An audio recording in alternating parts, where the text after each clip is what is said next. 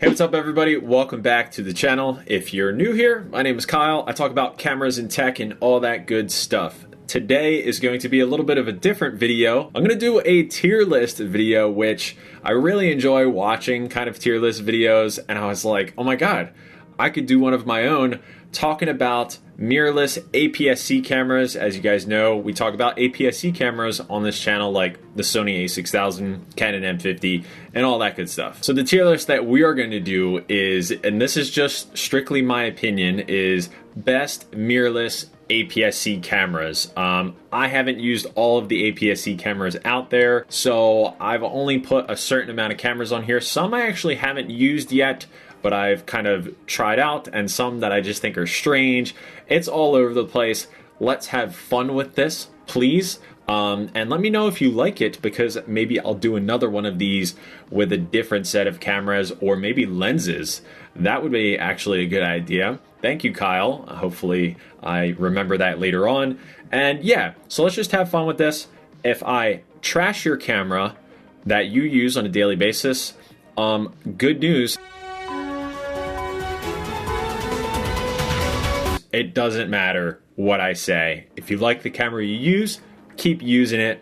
Same thing with me. I try to block other people's opinions out. If it works for me, it works for me. If it works for you, it works for you. Let's dive into ranking different mirrorless APS-C cameras and just have a good laugh. Oh hey, before we get too far into talking about cameras and stuff in this video, I wanted to thank today's sponsor, Skillshare. Skillshare is an online learning community with thousands of inspiring classes for creators. Explore new skills, deepen existing passions, and get lost in creativity. The first 1,000 people to use my link in the description will get a free month to Skillshare Premium. It's pretty sweet. You can learn pretty much anything on Skillshare. I really like Ali Abdal's classes on productivity and YouTube editing and things like that. I've commented on his stuff before, but I just can't recommend it enough. Skillshare is curated specifically for learning, and I love that about it, and it means that there are no ads and they're always releasing new premium classes. So big thanks to Skillshare. Now let's talk about cameras. Okay, so to preface this, S tier is the best, and then it goes all the way down to F tier, which is the worst, like you shouldn't have even been invented. So I'm gonna start on the left-hand side here with this camera, and this is the Fuji X Pro 3. It's like $2,000. And I put this on the list because I've been intrigued by Fuji cameras, just flat out. I'm really interested in maybe diving into Fuji and seeing what all the fuss is about, because a lot of people I follow on Twitter swear up and down by Fuji and what they can do. This camera I was interested in up until I saw the back of the camera, which is like a simulation. A lot, you know, they do a lot of film simulations in camera, and the back is kind of this gimmick of these film simulations and like the little logos of each, and then you can flip it down for almost like an LCD screen where it's like almost like a waist level. I don't know. It's a little gimmicky. I really think the camera is beautiful, but it's not something that I would buy now that I know this about this camera. I'm gonna put this in D because I was super stoked on this camera and some of the specs it has, and then I found that out and I was like, that's just silly. Probably gonna get heat over that, but moving on, the Sony A5100. I'm just gonna put it in B for right now while I talk about it. This camera changed the game for streamers. It changed the game for vlogging because you can put different lenses on this camera, but it's super, super tiny. It's very cheap. It's the cheapest in, you know, the A6000. It's, you know, right below that, the A5100, you know, 5000 series. And it really is such an underrated camera. Same image sensor as the A6000 and things like that. And I am actually not sure if it's discontinued yet, like the A6000, which if you didn't know, the A6000 is discontinued. So I'm going to put it, actually, I'm going to put it in B. Like I said, I think its biggest contribution is it really paved the way for what camera streamers should get. It's, you know, you can set it up and forget it, and it has a flip up screen which a lot of streamers needed to see, you know, themselves and things like that. And it's perfect for vlogging, of course, as well. I think that goes without saying, but really cool camera. I kind of wish I had one. I may buy one used. I've always wanted to. And yeah, I just think it's always forgotten about, but it's a solid camera. All right, next is the big daddy or little daddy, the A6000. Like I just said, it's discontinued, so I really shouldn't have put it on this list, but how could I not? I built my YouTube channel based off of this camera, and it is just still, even in 2021, which is now 7 years after its debut in 2014, just changed the game. Like mirrorless camera, you know, pocketability, but also powerful, incredible autofocus, and fast shooting for sports and things like that. So I am actually going to put this bad boy in the S tier. I mean, RIP, it's no longer, you know, being manufactured and things like that, but it's still selling. It's still selling, and I still recommend it to people who are just getting into photography and don't want to break the bank with some of the higher tiered A6000 model cameras. So A6000, I salute you. You are S tier. If you want to fight me about it, let's go in the comments, but very politely, please. All right, next is the Canon M50. And as you guys know, I'm going to put it in A for now. As you guys know, I have a video, Canon M50 versus Sony A6000, or vice versa. And it's one of my favorite videos that I've ever done. And it's great because both of these cameras are so good. I love the Canon M50. I've actually, as of posting this video in late June, I've been using the Canon M50 a lot lately with the 22mm f2. I love the EFM lineup. Like, I love those lenses, but there's not a ton of them. And that's like the main cripple hammer of the Canon EFM mount.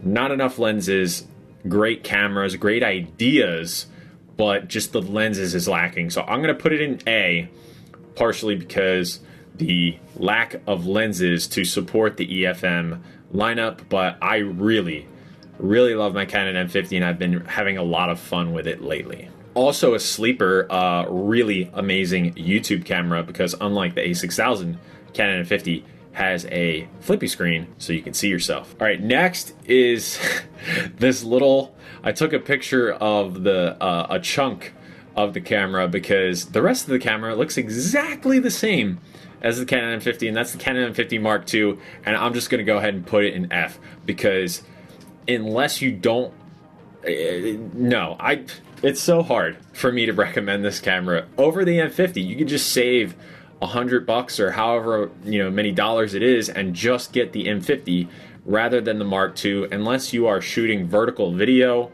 The M50 has a feature for that and things like that, but unless you can get if they're the same price, then get the Mark II. But the Mark II was a failure in terms of Canon like announcing something new, because there's really very little new about the M50 Mark II.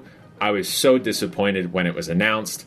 It's going in F. I am still upset about it. All right, next is the Sony A6100, which I am filming on right now with the Viltrox 23mm f1.4 autofocus lens, and I'm gonna go ahead and just put this in A. The 6100 is one of my favorite cameras of all time. I would say it's equal in terms of just my preference of a camera with the M50, but the 6100 actually has a lot more going for it than the M50. It has auto eye focus, in continuous focus and things like that, shooting photography. It has a flip up screen versus a flip out screen, which, it depends on your preference. And the 6100 is just a beast. I think it's one of the best beginner YouTube cameras. It's a little pricier than some other cameras that you can get to do YouTube with, but I think it's just such a sleeper camera, even in the market right now. And it's just because the A6000 is still being sold and bought up by people you know, all over the place. So the 6100 is definitely a sleeper in terms of just being amazing, in my opinion. There are definitely some downsides to it, you know, like Sony's color science and things like that. But the color science is improved over the A6000 just a tad, and other things are improved as well. So definite A-tier camera. All right, next is the 6400, which looks very similar to the 6100 here. It does look a little different though. It has a more rugged body and things like that. I may be a little biased here, you know, with the Sony's up at the top, and that's perfectly fine. This is my opinion, and yeah, I think the 6400 is one of the best cameras in APS-C land for the money. Just flat out. It has log profiles and things like that. So if you're a little more serious in doing music videos or client work and things like that, where you want to color grade and do different looks and styles, the 6400 is a pretty awesome deal for what you get. And I'm just going to leave it in A tier. That's it. A tier. Okay, next is the 6600. It has basically everything the 6400 and a little bit more. It has a better, bigger battery, but I'm gonna put it in B tier. I know. What did I just say? It has more than the 6400, and it has a bigger battery. But if this is if this is my tier list, I'm gonna put it in B, because I'm never gonna spend the extra money that I could use towards a lens if I were to be picking between these cameras. If the price was really close, I would probably get the 6600, but it's also so heavy. I didn't make a video on it, but I had it for testing for 2 weeks, and it was really great, but it felt like I was carrying around a full frame camera. So I feel like maybe Sony could have made a different battery, but then it would have been too many batteries, you know, and things like that. So I like the 6600 a lot. It's a workhorse, but it's a little bit too heavy in my personal preference. All right, so moving on, this is the M100 from Canon. This is a little bit older. I don't think it's discontinued yet, and this is a sleeper camera for beginner YouTubers, whether you're vlogging or even just sitting down, because it's got an APS-C sensor, and it's interchangeable lenses, so you can use other EFN mounts, or you can get an adapter and use EFS, but it's cheaper and it has a flip up screen, so it's great for beginner YouTubers. It's probably like the cheaper, worse, older version of the A6100, what that is now. Same flip up screen rather than to the side. I'm only going to put it in the C tier because it's a little more out of date compared to some of the other cameras on this list. But I mean, the A6000 is also out of date, but I'm just going to put it in C just because it's more of a value type camera rather than like super high quality. But I do recommend that camera for people who are on like a real strict budget, but they don't want to use their phone for YouTube. Grab a used Canon M100 and you'll be off to the races. All right, next is a weird one. It's a camera that I was interested in, kind of just like the X Pro 3 from Fuji. I was very interested in it because it has similar specs to the M50. It actually has better specs in certain ways than the M50 in video, and that is a Canon M5. But it has literally, in my opinion, it has, well, I guess the X Pro 3 as well. They share both terrible screen design. As you can see in the PNG here, the screen flips downwards, and I don't understand it. Like, I've seen it in person, I've held it, I don't get it. If you understand what Canon was trying to go for with the M5, by all means, let me know in the comments. I would love to hear if you love the screen. If there is a person watching this video who loves the M5 screen, let me know, okay? Moving on, it's D tier. We're moving on. Probably tied for camera I want the most that I don't already own, and that is the M6 Mark II. I am going to have to put it, though, in the C tier, because this camera, although it has a lot more, it has what, 32, hold on, let me check. The M6 Mark II has 34 megapixels, says 33 megapixels usable or whatever, active, but yeah, way more megapixels than basically any of the Sony APS-C cameras, which are at 25 but 24 active or actual. And I really wanted that because it's just, you know, more resolution and things like that, and you know, you can crop and yada yada yada. And I thought that was going to be the next step in mirrorless APS-C camera bodies. I thought we were going to go into the 30 megapixel range and things like that. And Canon was like, yo, let's do it. Let's do it. We're going to go 30, you know, 33. Like, step up, guys. But then nobody else followed. They were like, nah, 25, 24, good enough. And then the kicker of this camera is that its EVF is sold separately. And it's like, it looks like a friggin', you know, submarine eyeball coming out of the water. And it's like, dude, also submarine eyeball? Like, really? Submarine eyeball. That's what it's called, a submarine periscope. That's a cartoony submarine, but you get what I'm talking about. Why? Canon, you came out with this high megapixel APS-C camera. I already like the EFM world, even though there's not a lot of lenses. I still like them. And then you did that. You ruined it. And it's a very expensive camera. It's like $800, $850. The EVF is like $100+. It's like, dudes, you had it. You had me, and then you went and screwed it up. So, C tier. But I want it. Okay, next. We're getting it more into the Fuji world, which I know people are interested in. This is the XT4. So this is like their top of the line. This is like A6600. You know what I'm saying? And that's where it's going. It's going in B. I've messed with this camera one time.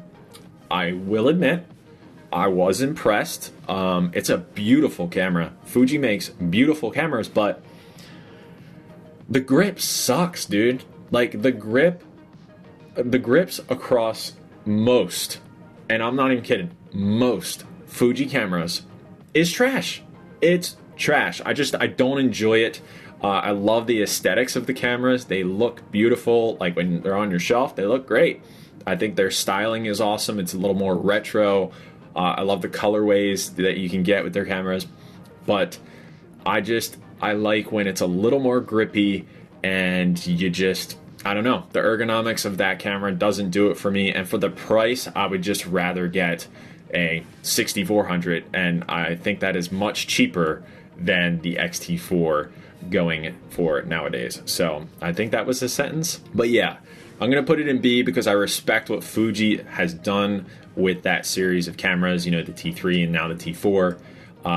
I would be eager to test it out for a couple weeks, Fuji, if you want to, you know, lend it to me. But B tier for now. Okay, next. This is the Fuji S110. And this one, I'm definitely a little bit more interested in, I think, than the XT4 because it has a better grip. It's like, almost like Fuji was like, whoa, whoa, whoa. People like to like hold on to their cameras, so they give it a better grip and they gave it cool video specs. Based off of a couple people I've talked to, though, it doesn't hold a candle to say the XT4, and I don't think it's nearly as much price-wise, but I'm going to put it in B. I've never used it, but I'm interested. Fuji has, you know, they caught my eye. They were like, oh, yeah, people want to hold on to the camera. They want to hold on to the camera. Let's give them a handle. And here you go. So I will try that out one day. Right now, expectations are, you know, a little up here. So going to put it in B.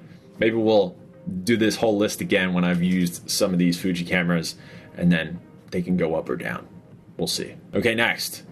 This thing. Fuji X-A7. I'm going to put it in D for a second while I you know, tell you my thoughts on it. The XA series of cameras were like competitors, and yes, were competitors with the Sony A6000 because unlike the A6000, which has lasted like 7 years, the XA, well, I don't know how long the XA series itself has lasted, but the XA7 lasted less than a year, and then it got discontinued.